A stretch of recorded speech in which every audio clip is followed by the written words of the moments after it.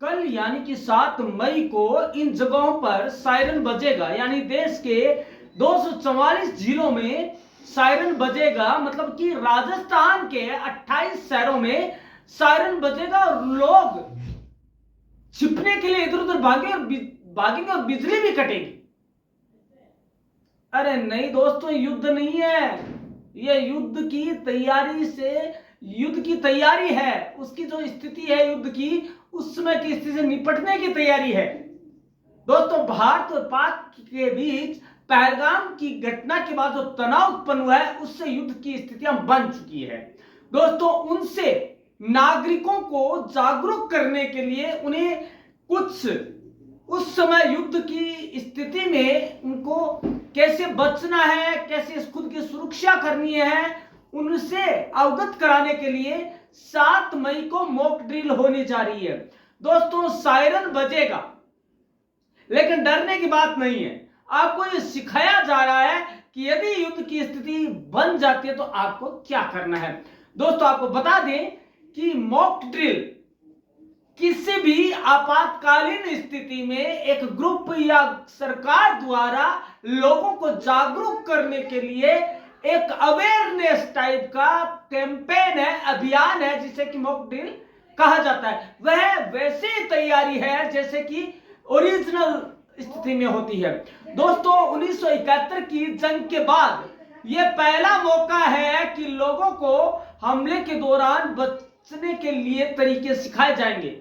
इससे लेकर गृह मंत्रालय में मंगलवार 6 मई को हाई लेवल की मीटिंग भी हुई है दोस्तों, जिसमें राज्यों के मुख्य सचिव और सिविल डिफेंस के चीफ समेत कई हाई रैंक ऑफिसर मौजूद रहे। दोस्तों, यदि हम जाने तो आखिर क्या है मॉक ड्रिल, इसे हमें जानने के लिए कुछ दिशा निर्देश जानने पड़ेंगे और कुछ सवालों के जवाब जानना जरूरी है। पहला तो भारत सरकार ने देश में सिविल डिफेंस मॉक ड्रिल को लेकर क्या आदेश जारी किए हैं। पहली बात तो यह है दोस्तों, 5 मई को केंद्रीय गृह मंत्रालय ने 244 चिन्हित सिविल डिफेंस जिलों में मॉक ड्रिल करवाने के आदेश जारी किए हैं। 7 मई को होने वाली मॉक ड्रिल में नागरिकों को हमले के दौरान खुद को बचाने की ट्रेनिंग दी जाएगी। मॉक ड्रिल सभी राज्यों और केंद्र शासित प्रदेशों के शहरों से लेकर ग्रामीण स्तर के इलाकों में भी होगी। इसमें जिला collector, civil defence volunteers, home guards, national cadet corps NCC, national service scheme NSS, Nehru Yuva Kendra Sangathan NYKS, college और स्कूल के स्टूडेंट भी शामिल होंगे। इसमें लोगों और छात्रों को हमलों के दौरान सुरक्षित रहने की ट्रेनिंग दी जाएगी। यह भी देखा जाएगा कि हमले की चेतावनी कितनी कारगर है और कंट्रोल रूम का कामकाज कैसा है। सिविल डिफेंस एक्ट 1968 के सेक्शन 19 के तहत केंद्र सरकार ने सिविल डिफेंस मॉक ड्रिल का आदेश जारी किया है। यह कानून हमले और आपदा के दौरान लोगों के बचाव के लिए उन्हें नागरिक सुरक्षा से जुड़े नियमों और आदेशों का पालन करना सिखाता है। अगर कोई इसका पालन नहीं करता है, उल्लंघन करता है, तो उसे 3 महीने की जेल या 500 रुपए तक का जुर्माना या दोनों ही सजाएं दी जा सकती है। दोनों ही तरह की सजाएं हो सकती है। अब अगला सवाल, देश के कौन से 244 जिलों में मॉक ड्रिल होगी। दोस्तों, ये राजस्थान के 28 शहरों में जितने भी संवेदनशील है, हर राज्य के शहरों में, गांव में यह की जाएगी मॉक ड्रिल, जो कि ज्यादा संवेदनशील है। और इस तरह से शहर जो अपना है राजस्थान प्रदेश है, उसके तो 28 शहरों में और पूरे देश के 244 शहरों में या जिलों में यह की जाएगी। अब बात आती है सिविल डिफेंस मॉक ड्रिल है क्या। दोस्तों, सिविल डिफेंस मॉक ड्रिल एक पूरा अभ्यास या नकली अभ्यास कहा जा सकता है, जिसमें आपातकालीन स्थिति बनाई जाती है, होती नहीं है। यानी युद्ध, हवाई हमला और प्राकृतिक आपदा या किसी और इमरजेंसी के समय लोगों को अपनी हिफाजत के लिए उन्हें कैसे तैयार होना वो सिखाया जाता है। आसान भाषा में समझे तो यह एक तरह का रिहर्सल है। इससे आम लोग, students, civil defence volunteers, home guards, police और लोकल गवर्नमेंट, लोकल एडमिनिस्ट्रेशन भी या देखते हैं कि असली खतरे के समय क्या करना और कैसे करना है। दोस्तों बात आती है कि अब उसका एग्जाम्पल क्या हो सकता है। मॉक ड्रिल में कोई हवाई हमला हुआ तो सायरन बजता है, लोग अपनी जगह छोड़कर सुरक्षित स्थान पर जाते हैं, बिजली काटी जाती है और वॉलंटियर्स घायलों की मदद के लिए आगे आते हैं। यह सब नकली नहीं होता, लेकिन ऐसा करने से लोग सीखते हैं कि असली स्थिति में क्या हो सकता है। मॉक ड्रिल कराने के लिए कोई एक ऑर्गेनाइजेशन नहीं है, बल्कि इससे 12 सरकारी और गैर सरकारी ऑर्गेनाइजेशन मिलकर काम करते हैं। कौन कौन से? गृह मंत्रालय, डीएफजीएस, सीडीएचएस जी, होम गार्ड्स, पुलिस और fire services, NCC, NSS, NYKS, red cross society, school और कॉलेज के स्टूडेंट्स और एनजीओ। दोस्तों ये है जो आपको मॉक ड्रिल के लिए तैयार करते हैं। लेकिन दोस्तों अब बात आ रही है कि 7 मई को जो 244 चिन्हित सिविल डिफेंस डिस्ट्रिक्ट है उनमें मॉक ड्रिल कैसे की जाएगी और क्या उसका पूरा खाका होगा, क्या सांचा होगा, क्या ढांचा होगा। तो दोस्तों वो जान लेते हैं। पहला तो ये होगा, ड्रिल की शुरुआत एयर रेड सायरन से होगी।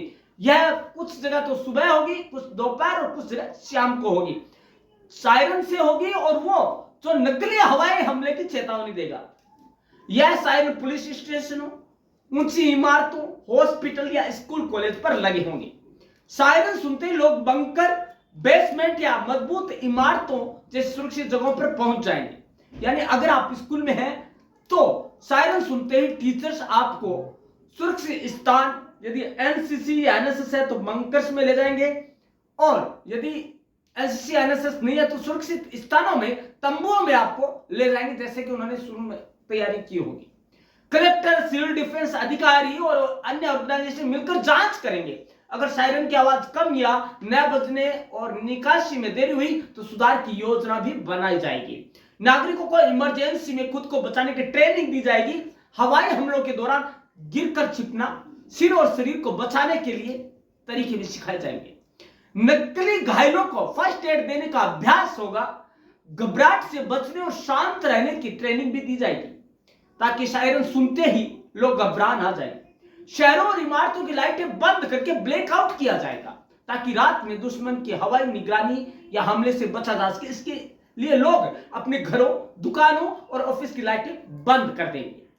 सैन्य ठिकानों, बिजली घर, मोबाइल टावर और रेलवे स्टेशन जैसी जगहों को छिपाने का रिहर्सल होगा। इन्हें पेड़ पत्तियों, जाल या अन्य तरीकों से ढक दिया जाएगा ताकि सैटेलाइट या निगरानी से, हवाई निगरानी से बचा जा सके।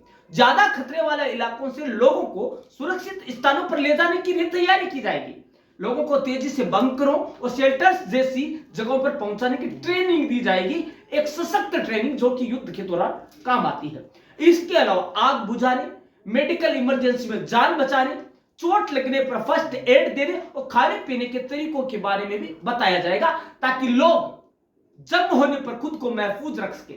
दोस्तों इसके अलावा गृह मंत्रालय नागरिकों को हिदायत दी है कि वे मेडिकल किट, राशन, टॉर्च, मोमबत्तियां अपने घरों पर रखें। इसके अलावा केस भी साथ में रखें क्योंकि इमरजेंसी मोबाइल और डिजिटल ट्रांजैक्शन फेल हो सकते हैं। दोस्तों सबसे बड़ी बात यह है, आज जबकि लोग सारा कुछ ऑनलाइन ट्रांजैक्शन करते हैं, यूपीआई करते हैं, ऐसी स्थिति में आपको कुछ केस रखना चाहिए क्योंकि तनाव इतना ज्यादा हो चुका है। दोस्तों भारत और पाकिस्तान के बीच कभी भी यह तनाव बड़ा उग्र रूप ले सकता है और ये तो है मॉक ड्रिल। और दोस्तों यदि सही में स्थिति ऐसी आ गई युद्ध की तो हम क्या करेंगे? तो हमारे पास कुछ केस, कुछ नकदी हमारे पास सुरक्षित होना चाहिए। दोस्तों इसके अलावा क्यों जरूरी है सायरन और ब्लैकआउट एक्सरसाइज? क्योंकि दोस्तों एयर रेड सायरन, क्योंकि दोस्तों यदि हम ऐसा नहीं करेंगे तो हम क्या करेंगे? हम बच नहीं पाएंगे। और यदि हमें तैयारियों के बारे में पता होगा तो हम अंधेरे में हमारे दुश्मनों से बच पाएंगे। हमें तो पता है कि हमारी जगह कहां है, लेकिन दुश्मनों को यह जगह नहीं पता पर चल पाएगा कि वो कहां पर बम डाले और कहां वो हमला करे। इसके अलावा दोस्तों भारत सरकार सिविल डिफेंस और मॉक ड्रिल क्यों करवा रही है? दोस्तों आपको ये बता दें कि युद्ध की स्थिति होने को तैयार है। दोस्तों भारत वह देश नहीं है जो प्यास लगने पे कुआं खोदे, वह देश है जो पहले से तैयारी करके चलता है। दोस्तों लोगों को तैयार करने के लिए पहली बात तो यह है सुरक्षा योजनाओं की जांच करने के लिए, टीम वर्क बढ़ाने के लिए, खामियों को सुधारने के लिए, जैसा कि हमने बताया कि कहीं सायरन की आवाज कम हुई है या नहीं आई है तो उसको सुधारा जा सकता है। जागरूकता फैलाने के लिए ये सारी चीजें हैं जो कि लोगों को सिखा सकती है। और दोस्तों क्या मॉक ड्रिल हुई है कभी इससे पहले? हाँ जी दोस्तों, ये हुई है। इनमें से 1962 में भारत चीन युद्ध के दौरान, 1965 और 1971 में भारत पाक युद्ध के दौरान सरकार ने मॉक ड्रिल की थी। सिविल डिफेंस मॉक ड्रिल की थी दोस्तों 1971 में। अब आपको जाते जाते एक बात बता दें, बहुत ही इंपॉर्टेंट है। 1971 में मॉक ड्रिल के दौरान हवाई हमले होने पर बजने वाले सायरन बजाए जाते और ब्लैक आउट किया जाता। लोगों को हवाई हमलों से बचने की ट्रेनिंग दी जाती थी। ड्रिल के दौरान लोगों को अपने घरों के शीशों को कागज से ढक लेना होता था। उस समय की बातें अलग थी और उस समय चीजें अलग थी, लेकिन अब दोस्तों समय बदल गया, टेक्नोलॉजी है तो उसके अनुसार ही चलना पड़ता है। लेकिन दोस्तों आपको एक चीज बता दें, आपको करना क्या है, हमें बचना है और जो वो कहते हैं वैसे ही करना है, क्योंकि दोस्तों वो हमारे भले के लिए कर रहे हैं, हमारी सेना है।